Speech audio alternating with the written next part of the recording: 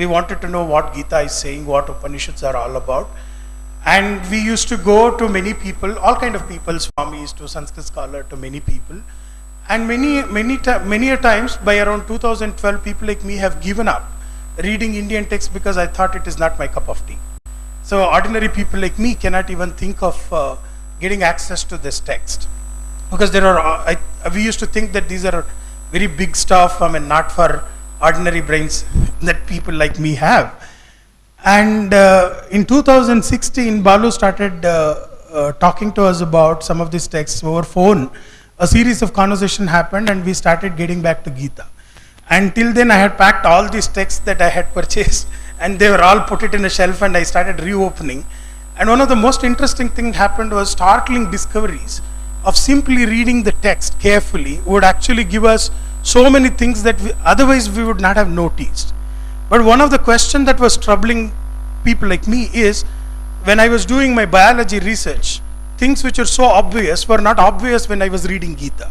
So Balu started telling us that you people have not taken Gita as text of knowledge. It is some kind of a textbook. So the way you read biology, you are not reading Gita precisely because you don't think deep down that there is knowledge involved in it. So we started discovering the depth of his comment. And when Balu this time came to India after 2.5 years, decided let's go and sit, instead of giving talks about it, let's go and have classes in the evenings and let's read Gita. And all of us think together and let's see how do we understand, whether ordinary people can understand Gita or not. So we created a heterogeneous group where Arohi students were there, and there were Sanskrit scholars who were there, and also people generally interested in Gita, but they are not Sanskrit scholars, they were not academicians, all kind of people were there. So we tried reading these texts for about 10 days with him. And it was quite a painful experience, because painful in the sense that all that we had assumptions about what these texts are, what some of the concepts are in these texts, were broken down into pieces by simply reading the text. And also we realized that even though we use a lot of things like Atman, Brahman, Devata, etc., I mean we really don't seem to be taking them seriously and understanding them, what do they really mean. So Balu actually did something in that process of 10 days. There suddenly we started realizing that okay, these texts are meant for us and we can also read. You don't need to be a Sanskrit scholar, you don't need to be a big philosopher, but these are the texts that I can use and I can connect it to my daily life. So that is the sense that we started realizing after this 10 days of workshop. And then some of us started continue to have this conversation, and for our fortunate, Balu had to extend his 3 weeks trip to 3 months trip. So we had the privilege of going and talking to him and actually asking a lot of questions, sitting and reading with him in some more chapters, and he was raising some more questions using different shlokas of the Gita and also other texts. As a consequence, we thought that we will actually summarize the developments of what we have done so far and discuss with all of you. So in this group now there are some people who are part of the workshop are there, and there are also people who are generally interested in knowing Indian texts, and there are some who are Balu's students, part of Kuvempu University, part of Ujre group. All of them are here. I welcome all of you to this workshop, and Balu would actually sketch more. And I think one of the biggest thing that I have really saw in this 3 months period where Balu was here, what was considered to be a very big thing, what was considered to be something that cannot be comprehended by ordinary people like us, turns out that we can not alone understand, but it is meant for us, and we can actually really read it. And in that process we can actually raise a lot of interesting questions. One can take the route of doing serious research further into it, and one can also actually start reflecting about oneself and his own society using some of these ideas. So this is what we have learned from the workshop, and in that background the structure of the workshop has been prepared, and we have sent you the details of the workshop. And 3 of us, what we have done is we have summarized after Gita classes what we thought is interesting to discuss. We have put in 3 issues. There are many more issues that we couldn't handle, but 3 issues we have circulated a note. The presentation will be followed later. So this is what is the workshop is going to be. Structure was already there in the note that I have circulated. Now with this remark, I will ask Balu to really talk about the workshop and other things. Namaskara. Thank you. Actually, he has said everything I want. Chaitra has already told you, and as I said, I'll be very brief. What you will now get, first session, first two sessions maybe, is a kind of a summary of what we did in Kannada the 12 days we studied Gita. So, of course, it will add a few more things that have become clearer after the workshop. So, this is simply a summary of that workshop, and there's a reason why I will tell you very soon what the reason is, why I'm taking this format. Now, after that, after each presentation, I would suggest we have a discussion on it, whatever kind of discussion, question and answers, reactions, when things are not clear, clarificatory questions, whatever. And afterwards, what I thought I would do is, depending on how much time there would be, to take you one step further than the Gita classes. You have got two texts, I think, from Upanishad. We'll sit together and kind of read it, so that you will understand what it is I'm trying to do. I will first tell you what I'm trying to do. Of course, you need to know a lot about my biography, but forget it. I'm a very serious Brahmin who's been trained in Western sciences, okay? In philosophy of science, history of science, sociology of science, anthropology of science, psychology of science, and so on. I'm myself a scientist, did natural sciences in India. Like most of you, because I'm a very orthodox Brahmin, so all I did, you will understand it. By the age of 14, I knew the 18 chapters of Gita from top to bottom. I had to recite it every day. My mother said, you must learn it. I learned it. Didn't understand anything, of course, but recited it. And I forgot about all of that in one sense. But the attitude for some time was that these are very difficult texts to understand. Mostly the idea was something very vague. It was never clear. Gita will be properly understood by some special people only. And it is not meant for ordinary people like you and me. And we are ordinary people, right? We are not special. We are not chosen by, well, whatever, God, if you like. So I knew all these shlokas, no? How to do a karma yoga without asking for phala. I knew all that, but didn't know what the hell it meant. What does it mean? The karmanyeva adhikaraste ma phalesha kadachana. What the hell does that mean? Like one of my students was asking. She had the same problem.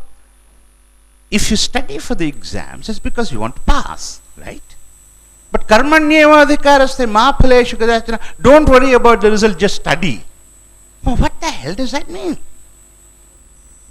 And my sister gave such a twist on, younger sister.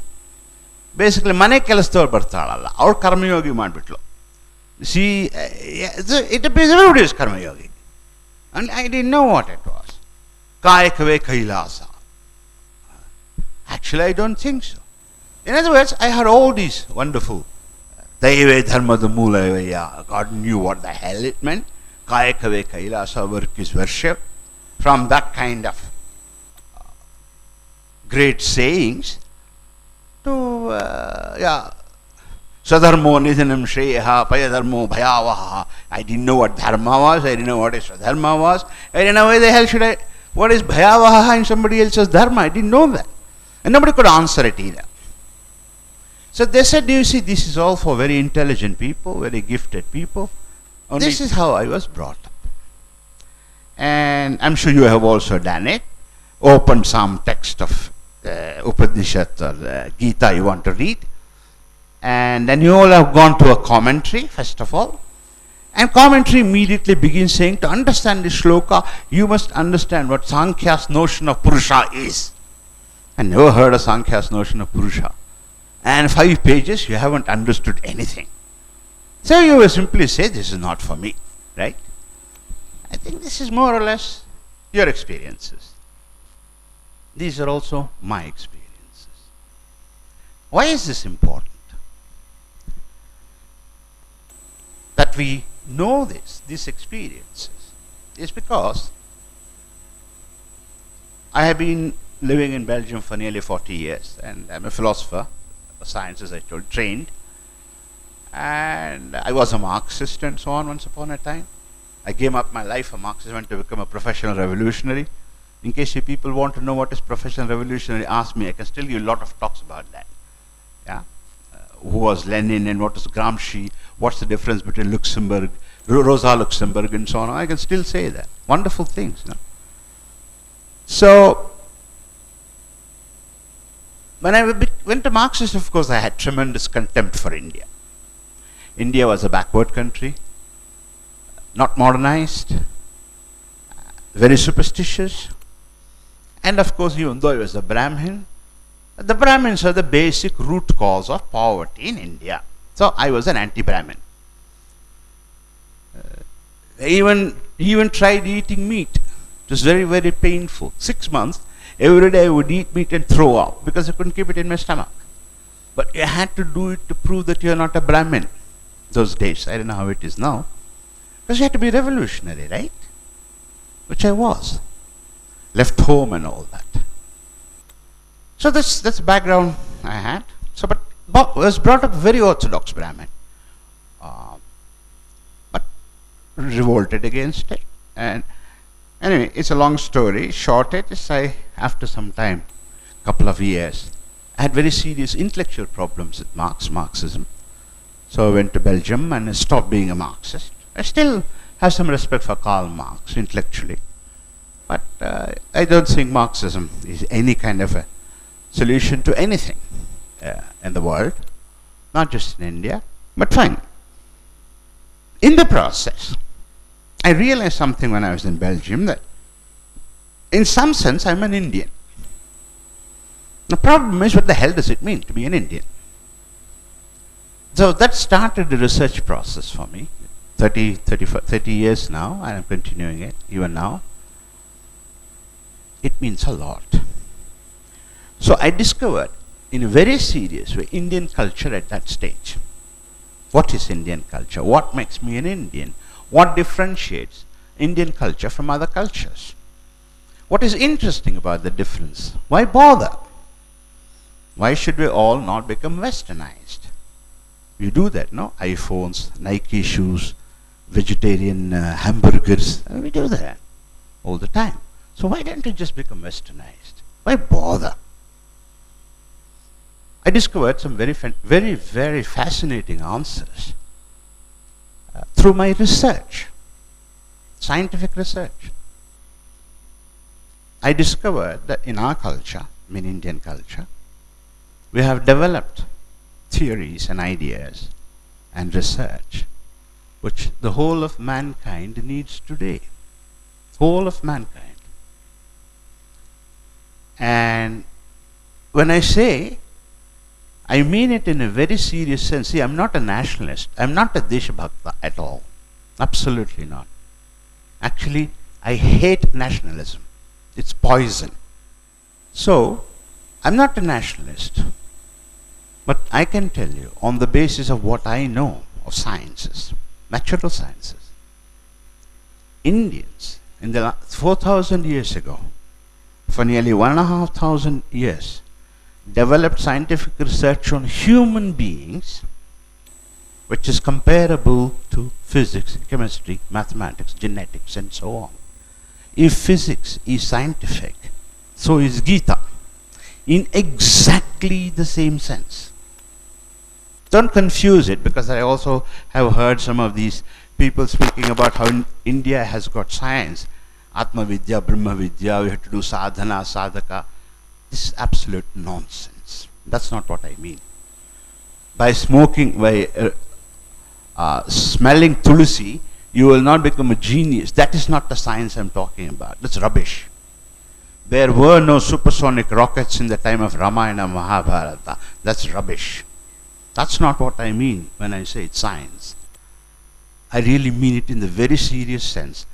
If you take a theory of Einstein or Newton or Galileo and ask yourself, is this a scientific theory? You use certain criteria, right? Well, according to those criteria, Gita Upanishad are scientific results. So, in that sense, I've gone back deeper into understanding. Of course, it challenges a lot of orthodoxy. Lots of orthodoxy. And most of the orthodoxy we have been taught as Indian, which is what I discovered, is not Indian at all. Today you will hear about that. From the first chapter of Gita, today they will show you. This is what's happening to us. We have to understand why it has happened, but that's a different issue. So we really don't know about Indian traditions. One of the things I spoke about first chapter in the lessons and talk I gave some time ago was about Varna Sankara. You all know about it, no? Indians are supposed, especially Brahmins, are supposed to be against intercaste marriage, right? First chapter of Gita, Arjuna is supposed to have said it. Brahminical ideology, to say. Every state in India gives money for intercaste marriages. Hinduism, they say, is based on endogamy. And you have to see to that Brahmins don't marry among Brahmins if you want to break the caste system. These are all stories you know, no? It's supposed to come from the first chapter. People, it does not. They are a set of lies. Lies. It's not there in the text at all. The opposite is in the text. First chapter of Gita. And I will also talk about Manu, who talks about Varna Sankara. I'll show you how these policies today, these heroes that today who tell you that Hinduism is endogamy and so on, are actually a bunch of liars. Not just in India, in Europe also, in America also. They are not able to read. That's what you're going to see. Read means what? A 6-year-old reads. No, that kind of reading they can't do. You will see that today. So this is a problem we face. So anyway, to come back, we'll see some of these problems. We come back. I discovered that there is one thing, actually these texts, Gita, Upanishad, they are not ours at all. We have lost them more than 1,000 years. People who interpret it are not interpreting it. It is not supposed to be interpretation. You don't sit and interpret Einstein's theory of relativity.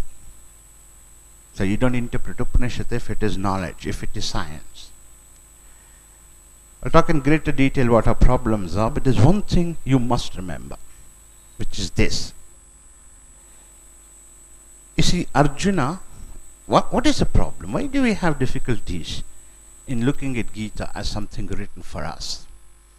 Why do you look at these big names, and a DVG or a Shankara or a Madhva or a Ramanuja, great acharyas, and some or other Swami Vishwananda from Himalayan thing to tell us what? We do that, no? Why? In some senses, that is what I want you very much to try and fight against. Put Krishna and Arjuna in our midst. That is, look at them, what they were. Even if Krishna is Aparavatara, Vishnu, without questioning it, without confirming it, Krishna lived, Arjuna lived, according to the stories at least. So put them here in today's world. Meaning what? Don't bother what Mahabharata said about the age of Arjuna. He would have been about 35-40. Why 35-40? His son Abhimanyu was 16 years old. So if he has a kid of 16, he must have produced it what? 18-20 years old when he had a child. So he was 35-40 years old. 12 years he had 1 year Ajñātavasa, 11 year Vanavasa. So 28 when he kicked out of Hastinapur. So which means basically he was learning in those 28 years. What was he learning? Learning how to fight, learning how to read and write, and chasing after women after a certain age. You know that Arjuna chased after a lot of women, got into a lot of problems also. Make him an ordinary human being like us. Okay? Then get upset by that. Which means basically, so this guy is in war, in a battlefield. Krishna is speaking to him. Arjuna is not a philosopher. Arjuna could not have been a jnani. Please don't think that. This is the mistake we make. Arjuna was an ordinary warrior. Some kind of a sergeant in the army. Krishna is speaking to him orally. He doesn't know physics, he doesn't know biology, doesn't know logic, doesn't know metaphysics, doesn't know ontology, had never heard of Sankhya, Purusha and so on. Nothing. Make him a person like that, one of us. And ask yourself this question. Krishna said it so that Arjuna could understand. Did Arjuna understand it? He seems to have, because he asks questions about things he did not understand. Your conclusion must be only one. If Arjuna could understand Gita, people, you and I can also understand Gita. Without commentaries, without DVGs, without the great acharyas, without Sankhya notion of Purusha. No. Meant for you and me. Keep this in mind. Not only Gita, Upanishad, the same thing. And that is one of the most fantastic things about India, is that one day hopefully I can show you how they made knowledge accessible to ordinary people, illiterate peasants. What does it mean accessible? You see, if you look at the world today, as how little Indians we are, we reproduce talk of Americans and Europeans. Namely, science must be popularized. Yeah? Science must be dumbed down. Science must be made simple. We all agree, we must write popular science textbooks. You can't be more stupid than that. Why? You see, you can't simplify knowledge. You can't popularize knowledge. You can't dumb down knowledge, because if you do that, what you'll be teaching is ignorance, not knowledge. So knowledge, if it has to reach the people, cannot be popularized. But knowledge can be transmitted, can be taught in such a way that everybody understands. And that is the extraordinary thing that Indian culture has done. Extraordinary. I know no culture in the world which has done that. Therefore, what I'm saying is, these Upanishads, these Brahma Sutras, though there is only one, this Gita can be understood by you without any expert commentaries, because it is science of human beings. It is knowledge in that sense. It's science of who you and I are. It's about our psychology. Western psychology is a load of rubbish compared to Gita. 4,000 years ago, 3,500 years, 3,000 years ago, our psychology is light years ahead of cognitive science, artificial intelligence, any psychology you like to think of. So therefore you will understand it. And that's why there are some people in the audience. Which means, to understand this, you don't have to be a Hindu. Rubbish. To understand physics, you don't have to be a Hindu. Hindus can understand it, Christians can understand it, Muslims can understand it, Europeans can understand it. Indians have no special access to Gita Upanishad. That's nonsense. Because this is knowledge. It's accessible to everyone. Second, there are people who say, you must know Sanskrit. Ask yourself the following question. You don't even know it. Do you need to know Latin to understand Newton?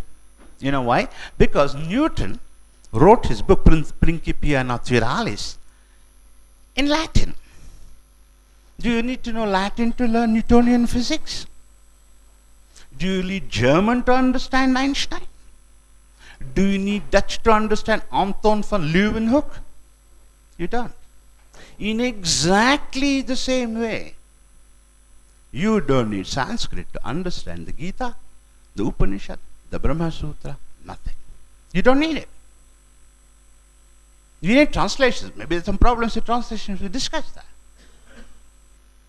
So you must be, only Hindus have this rubbish. Christians and Muslims, there are some here in the audience. I brought them.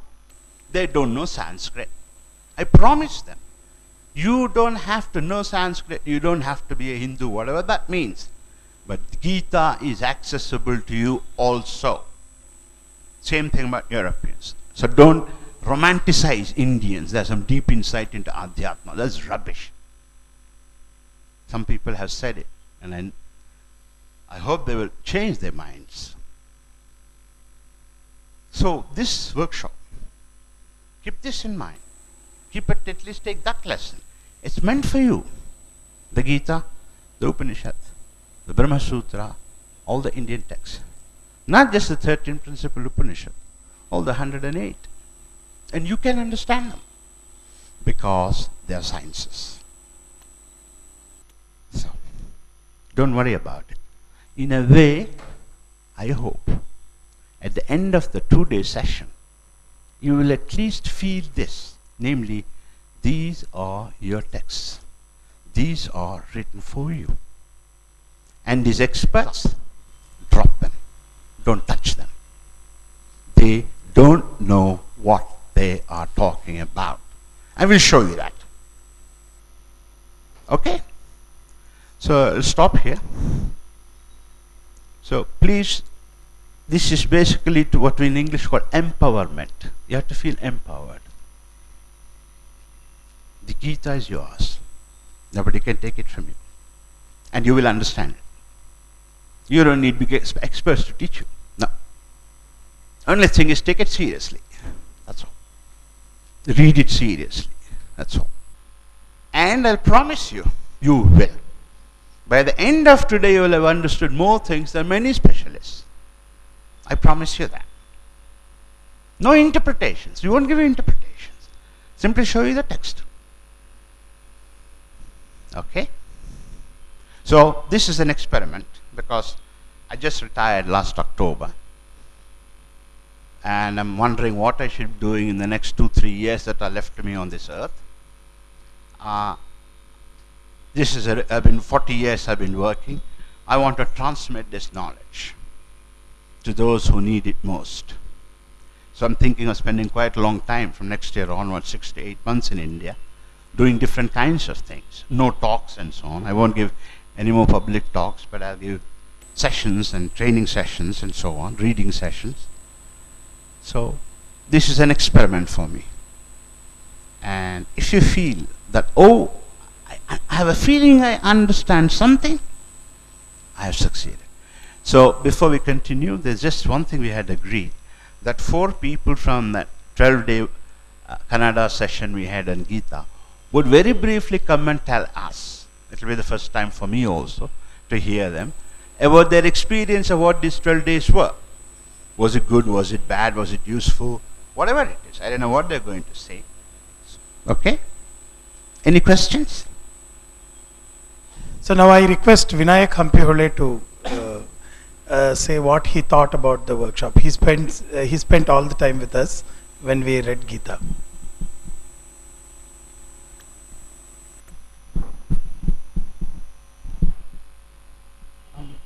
Hello okay ಕನ್ನಡದಲ್ಲಿ ಆರಂಭದಲ್ಲಿ ಬಾಲು ಅವರ ಒಂದು ವಿಚಾರಗಳಿಗೆ ಗೀತೆಯನ್ನು ಅವರು ಶುರು ಮಾಡಿದಾಗ ಅವ್ರು ಹೇಳೋದಕ್ಕೆ ನಾನು ಹೊಂದ್ಕೊಳ್ಳೋದು ಸ್ವಲ್ಪ ಕಷ್ಟ ಆಗ್ತಿತ್ತು. ಅದರಲ್ಲೂ ಅವರು ದುರ್ಯೋಧನನ ಭಾಷೆ ಮತ್ತು ಅರ್ಜುನನ ಭಾಷೆಯನ್ನು ಅವರು ಕಂಪೇರ್ ಮಾಡಿ ಹೇಳುವಾಗಂತೂ ಒಂದು ಕಸಿವಿಸಿ ಆಗ್ತಾ ಇತ್ತು. ಒಂದು ವಾರದ ಹೊತ್ತಿಗೆ ಒಂದು ಸ್ವಲ್ಪ ಏನೋ ಅರ್ಥ ಆಗೋದಕ್ಕೆ ಶುರುವಾಯಿತು. ಮುಂಚಿಂದನೂ ಭಗವದ್ಗೀತೆ ಅರ್ಥ ಮಾಡ್ಕೋಬೇಕು ಅಂತ ಹೊರಟಿದ್ದು ನನಗೆ ಬಾಲೂರು ಬದಲಿಸಿದ ರೀತಿ ಏನಂದರೆ, ಭಗವದ್ಗೀತೆಯಲ್ಲಿ ಬರೋ ಒಂದು ಶ್ಲೋಕಗಳ ವಿಷಯಗಳ ಕುರಿತು ನಾವು ಏನು ಪ್ರಶ್ನೆ ಮಾಡ್ಕೋಬಹುದು ಅನ್ನೋದನ್ನು ಒಂದು ಅರ್ಥ ಆಯಿತು. ಮತ್ತು ಅಶ್ವಿನಿಯವರು ನೀವು ನಿಮ್ಮ ಅಭಿಪ್ರಾಯಗಳನ್ನು ತಿಳಿಸಿ ಅಂದಾಗ ನಾವು ಒಪ್ಕೊಳ್ಳೋದಕ್ಕೆ ಮುಖ್ಯ ಕಾರಣ ಇದು ತಪ್ಪಿದ್ರೆ ನೀವು ತಿದ್ದಬಹುದು ಅಂತ. ಅದಕ್ಕೋಸ್ಕರನೇ ನಾನು ಇದನ್ನು ಒಪ್ಕೊಂಡೆ. ಇವರು ಕೃಪೆ ಬಗ್ಗೆ ಹೇಳಿದಾಗ ನಾನು ಸ್ವಲ್ಪ ವಾದ ಮಾಡಿದ ನಂತರ ನಾನು ಒಪ್ಕೊಂಡೆ. ಅವರ ವ್ಯೂಸ್ ಏನಿದೆ ಕೃಪೆ ಅನ್ನೋ ಶಬ್ದದ ಬಗ್ಗೆ ಅದು ಒಪ್ಕೊಳ್ಬೇಕಾಯ್ತು. ಯಾಕೆ ಅಂತಂದರೆ ಭಗವದ್ಗೀತೆಯಲ್ಲಿ ಕೃಪೆ ಅನ್ನೋ ಶಬ್ದ ಹೇಗೆ ಪ್ರಯೋಗ ಆಗಿದೆ, ಶಂಕರಾಚಾರ್ಯ ಭಾಷ್ಯದಲ್ಲೇ ಹೇಗೆ ಪ್ರಯೋಗ ಆಗಿದೆ, ಆ ವ್ಯತ್ಯಾಸ ನನ್ನನ್ನು ಒಪ್ಕೊಳ್ಳೋ ಹಾಗೆ ಮಾಡಿಬಿಡ್ತು. ವರ್ಣಸಂಕರದ ಬಗ್ಗೆ ನನಗೆ ಇಡೀ ಒಂದು ಗೊಂದಲ, ಇಡೀ ಒಂದು ಭಗವದ್ಗೀತೆಯನ್ನು ಓದುವಾಗ ಇದ್ದೇ ಇತ್ತು. ಆದರೆ ಆನಂತರ ಭಗವದ್ಗೀತೆಯನ್ನು ಹಾಗೆ ಮುಂದೆ ಓದುವಾಗ ಕೃಷ್ಣ ಆ ಶಬ್ದವನ್ನು, ಸಂಕರ ಶಬ್ದವನ್ನು ಬಳಸಿದ್ದು ನೋಡಿದಾಗ ಇವ್ರ ಮಾತಲ್ಲಿ ಏನೋ ಒಂದು ಪಾಯಿಂಟ್ ಇದೆ ಅಂತ ಅನಿಸಿತ್ತು. ಇವತ್ತು ನೀವು ಇದನ್ನು ಕೊಟ್ಟಾಗ, ನೀವು ಬುಕ್ಲೆಟ್ ಕೊಟ್ಟಾಗ ಓದುವಾಗ, to be frank, I am buying your argument today completely.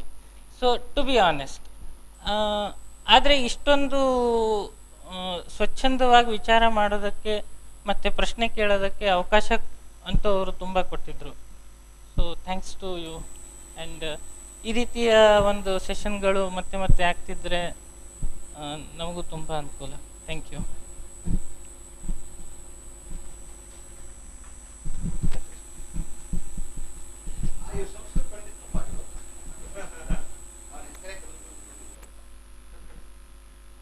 ಎಲ್ರಿಗೂ ನಮಸ್ಕಾರ. ನನ್ನ ಹೆಸರು ನಟೇಶ ಅಂಥೇಳಿ. ನಾನು ಸಂಸ್ಕೃತ ಪಾಠ ಮಾಡ್ತೀನಿ ಜೈನ್ ಯೂನಿವರ್ಸಿಟಿಯಲ್ಲಿ. ಹಾಗೆ ನಾನು ಸಂಸ್ಕೃತ ಆರಂಭ ಮಾಡಿ ಸುಮಾರು 20 ವರ್ಷ ಆಯಿತು. ನಮಗೊಂದು ಮಾರ್ಗ ಹಾಕ್ಕೊಟ್ಟಿದ್ದಾರೆ, ನೀವು ಈ ಥರದಲ್ಲಿ ಓದಬೇಕು ಅಂತ. ಸಂಸ್ಕೃತ ಆರಂಭದಲ್ಲಿ ಸಂಸ್ಕೃತವನ್ನು ಕಲ್ತ್ಕೊಂಡಿದ್ದೀವಿ. ಸಂಸ್ಕೃತ ಆರಂಭ ಮಾಡಿಕೊಂಡು ಕೆಲವೊಂದಷ್ಟು ಪ್ರಕರಣ ಗ್ರಂಥಗಳು ಅಂತ ನಾವು ಸಂಸ್ಕೃತದಲ್ಲಿ ಹೇಳ್ತೀವಿ, ಅದನ್ನು ಅಭ್ಯಾಸ ಮಾಡ್ಕೊಂಡ್ಮೇಲೆ ನಾವು ಗೀತಾ ಗ್ರಂಥವನ್ನು ಓದಲಿಕ್ಕೆ ಆರಂಭ ಮಾಡ್ತೀವಿ. ಆ ಮಾರ್ಗದಲ್ಲಿ ಬಂದಾಗ ಅದು ನಮಗೆ ಅಲ್ಲಿ ಏನು ನಾವು ಓದಿದ್ದೀವೋ ಅದೆಲ್ಲವೂ ಕೂಡ ಒಂದು 50%, 50% ನಮಗೆ ಅದು ಅರ್ಥ ಆಗಿದೆ. ಅದರಿಂದ ನಮಗೊಂದು ಖುಷಿ ಇದೆ, ನಾವು ಓದಿದ್ದೀವಿ ಅನ್ನುವಂಥ ಒಂದು ಖುಷಿ ಇದೆ. ಆದರೆ ಇಲ್ಲಿ ಬಂದು ನಾವು ಓದ್ಲಿಕ್ಕೆ ಶುರು ಮಾಡಿದಾಗ ಇಲ್ಲಿ ಕೇಳ್ತಾ ಇರುವಂತಹ ಪ್ರಶ್ನೆಗಳು, ನಾನು ಮೊದಲು ಓದುವಾಗ ಅದು ಯಾವ ಪ್ರಶ್ನೆಗಳು ಕೂಡ ಬಂದಿರಲಿಲ್ಲ. ಯಾಕೆಂತ ಹೇಳಿದ್ರೆ ನಮಗೆ ಆ ಕ್ರಮದಲ್ಲಿ ಹೇಳ್ಕೊಟ್ಟಿದ್ದಾರೆ, ನಿಮ್ಗೆ ಈ ಥರನೇ ಓದಬೇಕು, ಈ ಥರದಲ್ಲೇ ನಾವು ಓದಬೇಕು ಅನ್ನೋದನ್ನು ಹೇಳ್ಕೊಟ್ಟಿದ್ದಾರೆ. ನಾವು ಆ ಥರದಲ್ಲಿ ಹೋದಾಗ ನಮ್ಗೆ ಅಂತಹ ಪ್ರಶ್ನೆಗಳು ಬರೋದಿಲ್ಲ, ಅಥವಾ ನಾನು ಕೇಳ್ಕೊಂಡಿಲ್ಲ, ಆ ಥರನೂ ಇಟ್ಕೊಂಡು ನಾನು ಕೇಳ್ಕೊಳ್ಳಿಲ್ಲ ಅಂತಹ ಪ್ರಶ್ನೆಗಳನ್ನು. ಭಗವದ್ಗೀತೆ ಮೊದಲನೇ ಅಧ್ಯಾಯದಲ್ಲಿ ಕೆಲವೊಂದಷ್ಟು ಪ್ರಶ್ನೆಗಳನ್ನು ತಗೊಂಡು ನಾವು ಬಾಲುವ್ರ ಜೊತೆಗೆ ಸುಮಾರು 10 ದಿವಸ ಅಭ್ಯಾಸ ಮಾಡಿದಾಗ ಒಂದನ್ಸಿದ್ದೆ ಅಂತ ಹೇಳಿದ್ರೆ, ನಾವು ಇಂಥ ಪ್ರಶ್ನೆಗಳನ್ನು ಕೇಳ್ಕೊಳ್ಳೋದ್ರಲ್ಲಿ ನಾವು ಸೋತಿದ್ದೀವಿ ಅಂತ ಮೊದಲನೇದು. ಎರಡನೇದು, ಈ ಪ್ರಶ್ನೆಗಳನ್ನು ಉತ್ತರ ಹುಡ್ಕೊಳ್ಳೋಕೆ ಹೋದಾಗ ನಾವು ನಮ್ಮ ಯಾವುದೇ ಟೆಕ್ಸ್ಟನ್ನ ಇನ್ಯಾವುದೋ ರೆಫರೆನ್ಸ್ ಎತ್ಕೊಂಡ್ಬಂದು ಯಾವುದೇ ರೀತಿಯಲ್ಲಿ ನಾವು ನಮ್ಮ ಉತ್ತರವನ್ನು ಕೊಟ್ಟರು ಕೂಡ ಅದು ಸಾಕಾಗ್ತಾ ಇರಲಿಲ್ಲ. ಯಾವುದನ್ನು ಹೇಳಿದ್ರು ಕೂಡ ಇಲ್ಲ, ಹಾಗಾದ್ರೆ ಇದು ಹೇಳಿ, ಅದು ಹೇಳಿ, ಇನ್ನೊಂದು ಹೇಳಿ, ಮತ್ತೊಂದು ಹೇಳಿ. ನಮಗೆ ಗೊತ್ತಿರೋದು ತುಂಬ ಕಡಿಮೆ, ಅದರಲ್ಲಿ ಯಾವುದೇ ರೀತಿಯ ಉತ್ತರ. ಉದಾಹರಣೆ ಕೃಪೆ ಅನ್ನೋ ವಿಷಯದಲ್ಲಿ ನಮಗೆ ಗೊತ್ತಿರುವಂತಹ ಎಲ್ಲ ರೆಫರೆನ್ಸ್ ಇಟ್ಕೊಂಡು ನಮ್ಮ ವ್ಯಾಖ್ಯಾನ ನಾವು ಮಾಡಿದ್ವಿ. ಹಾಗಾದರೆ ಅವ್ರು ಕೇಳುವಂತಹ ಪ್ರಶ್ನೆಗಳಿಗೆ, ಕೆಲವೊಂದಷ್ಟು ಪ್ರಶ್ನೆಗಳಿಗೆ ನಮಗೆ ಉತ್ತರ ಕೊಡೋಕ್ಕಾಗಲ್ಲ. ಅದಕ್ಕೆ ಕಾರಣ ಒಂದು ವಿಷಯ ಏನಂತ ಹೇಳಿದ್ರೆ, ನಾವು ಸೈನ್ಸ್ ಅಂತ ಹೇಳಿ ಆ ಬ್ಯಾಕ್ಗ್ರೌಂಡಿಂದ ನಾವು ಓದ್ಕೊಂಡಿಲ್ಲ. ನಾವು ನಮ್ಮದೇ ಆದಂತಹ ಕೆಲವೊಂದು ಬ್ಯಾಕ್ಗ್ರೌಂಡಿಂದ ನಾವು ಓದ್ಕೊಂಡಿದ್ದೀವಿ. ಅದೊಂದು ಸಮಸ್ಯೆ ಇದ್ದೇ ಇದೆ. ಜೊತೆಗೆ ನಮಗೆ ಸರಿಯಾಗಿ ಪ್ರಶ್ನೆ ಕೇಳ್ಕೊಳಕ್ಕೆ ಬರಲಿಲ್ಲ, ಅಥವಾ ನಾವು ಉತ್ತರ ಹುಡ್ಕೊಳ್ಳೋದ್ರಲ್ಲಿ ನಾವು ಎಡವಿದ್ವಿ. ನಾವು ಸರಿಯಾದ ರೀತಿಯಲ್ಲಿ ಅವ್ರನ್ನ ಪ್ರಶ್ನೆ ಕೇಳ್ಕೊಂಡು ಮುಂದೆ ಹೋಗಿರಲಿಲ್ಲ ಅನ್ನುವಂಥ ಭಾವನೆ ಸುಮಾರು ಆಲ್ಮೋಸ್ಟ್ ಆ 10 ದಿವಸದಲ್ಲೂ ನನಗೆ ಅನಿಸಿರೋದು. ಒಂದು ಹಂತದವರೆಗೆ ಅಥವಾ ಒಂದು ಹಂತಕ್ಕೆ ಅಥವಾ ಈಗಿನ ಪರಿಸ್ಥಿತಿಯಲ್ಲಿ ಹೇಳೋದಾದರೆ, ಇಷ್ಟು ಕೇಳ್ಕೊರುವಂತಹ ಪ್ರಶ್ನೆಗಳಿಗೆ, ಒಂದು 7-8 ವಿಷಯಗಳಲ್ಲಿ ಕೇಳ್ಕೊರುವಂಥ ಪ್ರಶ್ನೆಗಳಿಗೆ ಇಲ್ಲಿ ಈ ಒಂದು ವೇದಿಕೆಯಲ್ಲಿ ಏನು ಚಿಂತನೆ ಆಗಿದೆಯೋ ಅದು ಕನ್ವಿನ್ಸಿಂಗ್ ಆಗಿದೆ. ಅದನ್ನು ಸರಿ ಒಪ್ಕೊಳ್ಬಹುದು, ಇದು ಅರ್ಥ ಆಗೋ ಥರ ಇದೆ, ಸರಿಯಾಗಿದೆ, ಇದೇ ಕ್ರಮದಲ್ಲಿ ಅರ್ಥ ಮಾಡ್ಕೊಳ್ಳೋದು ಚೆನ್ನಾಗಿದೆ ಅಂಥೇಳಿ ನಮಗೆ ಅದನ್ನು ಮನವರಿಕೆ ಮಾಡಿಕೊಡತ್ತೆ. ಇದೇ ಮಾರ್ಗದಲ್ಲೇ ಇನ್ನೂ ಸಾಕಷ್ಟು ದೂರ ಹೋಗ್ಲಿಕ್ಕಿದೆ, ತುಂಬ ಅಧ್ಯಯನ ಮಾಡಲಿಕ್ಕಿದೆ. ತುಂಬ ಇದೊಂದು ಏನಂತ ಹೇಳಿದ್ರೆ ನಾಂದಿ ಥರ ಅಷ್ಟೇನೆ, ಇದೊಂದು ಆರಂಭ ಅಷ್ಟೇನೆ. ಈ ಆರಂಭ ಆಗಿರೋದು ತುಂಬ ದೂರದಲ್ಲಿ ಹೋಗಬೇಕಾಗಿದೆ, ಬಹಳಷ್ಟು ದೂರ ಕ್ರಮಿಸಬೇಕಾಗಿದೆ. ಆ ಮಾರ್ಗದಲ್ಲಿ ಇನ್ನೂ ಸಾಕಷ್ಟು ಚಿಂತನೆಗಳು ಬರಲಿ, ಇನ್ನೊಂದಷ್ಟು ಇದೇ ಮಾರ್ಗದಲ್ಲಿ ಮುಂದುವರಿಲಿಕ್ಕೆ ಸಾಕಷ್ಟು ಅವಕಾಶಗಳು ಉಂಟಾಗಲಿ ಅಂಥೇಳಿ, ಆ ಥರ ಅವಕಾಶಗಳು ಬರಲಿ ಅಂಥೇಳಿ ಒಂದು ಆಸೆ ಬಂದಿದೆ, ಅಥವಾ ಆ ಥರ ಒಂದು ಮನಸ್ಸಿಗೆ ಅನಿಸಿದೆ ಅನ್ನೋದೇ ಈ ವರ್ಕ್ಶಾಪಿನ ಒಂದು ಫೀಡ್ಬ್ಯಾಕ್ ಅಂತ ಹೇಳಿ. ನಮಸ್ಕಾರ.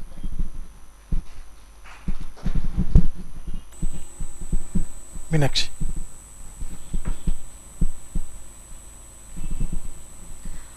ಎಲ್ಲರಿಗೂ ನಮಸ್ಕಾರ. ನನ್ನ ಹೆಸರು Meenakshi and I am very privileged to be associated with the Arohi group, and also I am very happy that I have attended the Gita reading sessions. ಅದೊಂದು ಥರದ ಸಮಾಧಾನವನ್ನು ಕೊಟ್ಟಿದೆ. ಪ್ಲಸ್ ಗೀತೆಯನ್ನು ಅಫ್ಕೋರ್ಸ್ ನಾವು ಸಣ್ಣ ಇದ್ದಾಗಿಂದ ಕೇಳಿದ್ದು ಒಂದು ರೀತಿಯಾದಂತಹ ಒಂದು ಪ್ರವಚನಗಳಲ್ಲಿ, ಅಥವಾ ಬೇರೆ ಯಾವುದೋ ಒಂದು ಗೀತೆಯನ್ನು ಹೇಗೆ ಓದಬೇಕು, ಅಥವಾ ಅಲ್ಲಿರುವಂತಹ ಒಂದು ಅರ್ಥವನ್ನು ತಿಳ್ಕೊಳ್ಳೋಕ್ಕೆ ಅಲ್ಲಿ ಕೊಟ್ಟಿರುವಂತಹ ಟ್ರಾನ್ಸ್ಲೇಷನ್ ಅಂತ ಏನಿದೆ ಅದನ್ನು ಓದೋವಂಥದ್ದು, ಬರೀ ಇಷ್ಟರಲ್ಲೇ ನಾವು ಇದ್ದಿದ್ದು. ಅಥವಾ ಶ್ಲೋಕಗಳನ್ನ ಕಲಿಯೋದು, ಬರೀ ಇಷ್ಟನ್ನೇ ನಾವು ಡೆವಲಪ್ ಮಾಡ್ಕೊಂಡಿದ್ರಿಂದ ಗೀತೆ ಬಗ್ಗೆ ಅಷ್ಟೊಂದಾಗಿ ನಾನು ಯಾವತ್ತೂ ಸೀರಿಯಸ್ ಆಗಿ ಥಿಂಕ್ ಮಾಡಿರಲಿಲ್ಲ. ಬಟ್ ಯಾವಾಗ ನಾನು ಬಾಲು ಅವರ ರೀಡಿಂಗ್ ಸೆಷನ್ ಅಟೆಂಡ್ ಮಾಡಿದ್ಮೇಲೆ ನನಗೆ ಪೂರ್ತಿಯಾಗಿ ಅನಿಸ್ಬಿಟ್ಟಿದೆ ಗೀತೆನ ಪೂರ್ತಿಯಾಗಿ ಓದಬೇಕು ಅಂತ. So it has given me lot of satisfaction.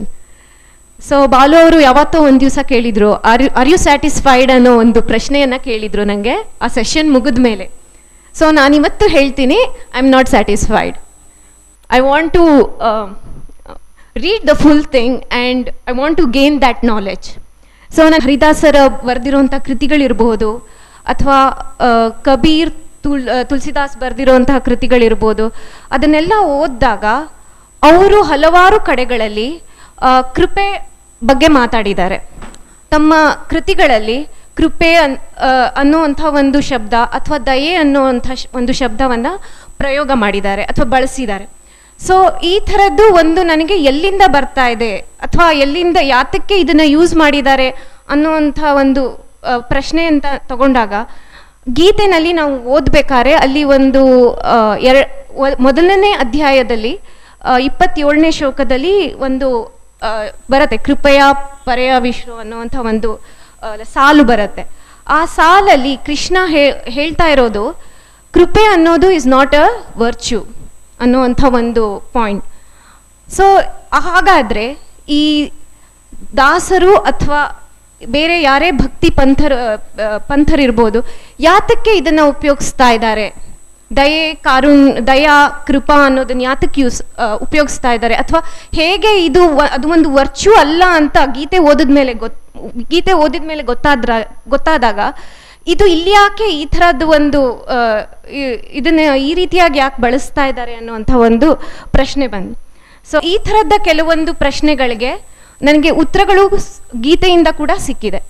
So ನನಗೆ ಅನಿಸಿದ್ದೇನು ಅಂದರೆ, ಗೀತೆಯನ್ನು ಹೇಗೆ ಆ್ಯಸ್ ಅ ಟೆಕ್ಸ್ಟ್ ಓದಬೇಕು ಅನ್ನೋದು ಗೊತ್ತಾದರೆ ಪ್ರಾಬಬಲಿ ನಾವು ಎಲ್ಲ ಬೇರೆ ತರಹದ ಒಂದು ಆಧ್ಯಾತ್ಮಿಕ್ ಟ್ರೆಡಿಷನ್ಸ್ ಇರ್ಬೋದು ಅಥವಾ ಉಪನಿಷತ್ಸ್ ಇರ್ಬೋದು ಇನ್ನೂ ಕ್ಲಿಯರ್ ಆಗಿ ನಮಗೆ ಅರ್ಥ ಆಗಲಿಕ್ಕೆ ಸುಲಭ ಆಗತ್ತೆ ಅನ್ನೋದು ನನಗೆ ಗೊತ್ತಾಯಿತು. Thank you. Anyway, Chetan. When I was approached to come and attend this session, I was thinking that I was the odd man out because I come from science background. And this 1 week where I attended, I was the most, probably the happiest person, because whatever he spoke was from the scientific perspective. And never did I realize, because we have won many competitions, and myself having won the first prize in whatever, and I got Bhagavad Gita as one of the books, I never thought that, Bhagavad Gita could be read like this. For the very simple reason that, Bhagavad Gita is not taught as a text in our homes. So I was thinking, what should I do and all, when Chaitra asked me that, you should also be a participant. I was thinking that how to come, because I have never read. After I won the prize, first prize, I had never seen this book. And here is a man who is now immediately asking me to come and say, please come and attend this. I was a little doubtful. But I took the challenge, and I came and I attended. There were many things that actually surprised me in this. First, as coming from a science background, we have this thing to experiment everything. So when the session started, naturally I was starting to experiment. And mind you, there were many resistance. And this resistance somewhat triggers people like me who are from science background. Because if there is a resistance, we know that for sure that we are probably moving in the right direction. No? Because this resistance I wanted. And I actually experimented as a student of science.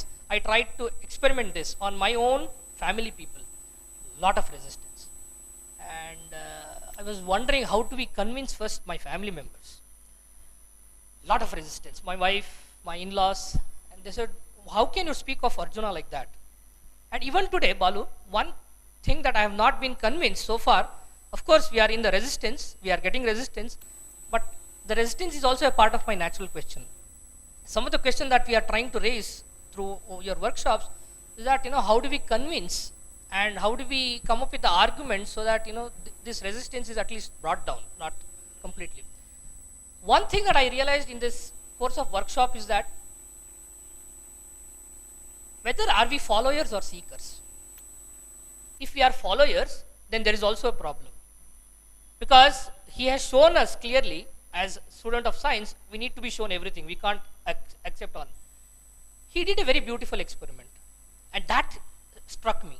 The experiment was, he told us to write an assignment on 2 slokas on the Varna Sankara that he is trying to. So remember, he has not just given a statement or given a talk on Varna Sankara. He has really experimented on us.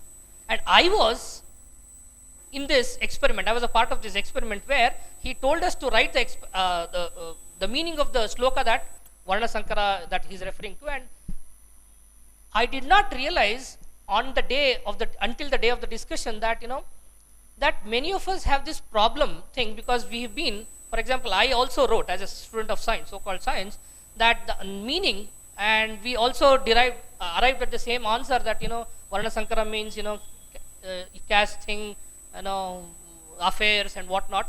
I really did not think that, I am deriving the concepts from these kind of things.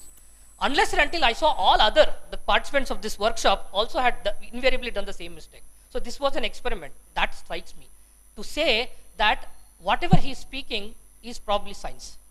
And as Vinayak was pointing out, at this day, for this day, I would like to say that there is no other alternate apart from accepting what he is trying to say. If we need to understand Gita, I don't think so there is an alternate. So until an alternate begins, we are forced to actually accept his arguments, and we'll have to move ahead. One thing that I'm quite sure I want to end is that, there is resistance, but the resistance is coming down, because at the end of the 1 week, I could actually convince my in-law that what they were speaking, how do we understand that sloka? In fact, I had a very heated argument with my wife regarding this, and my wife had to bring in my in-law, and finally we all sat together, and we together decided that yes, Stri should not be understood like this, but it is the way that what Balu was also trying. So people are now there out in the field or out in your own family, where they can actually understand the correct meaning of it, not deriving any sources. But there are also people who, our own ancestor or our own family members, who are actually suffering with this kind of commentaries that the Acharya Madhva or the Shankaracharya have given us, and they are trying to. So there is also a rigidity there, there is also resistance there, but I think so we are trying to move in a right direction. At the end of the day, I was just wanted to tell you that, it begs a question that, are we followers or seekers? If we are seekers, then this is the theory that I would like to move for now. Thank you. Thank you, Chetan.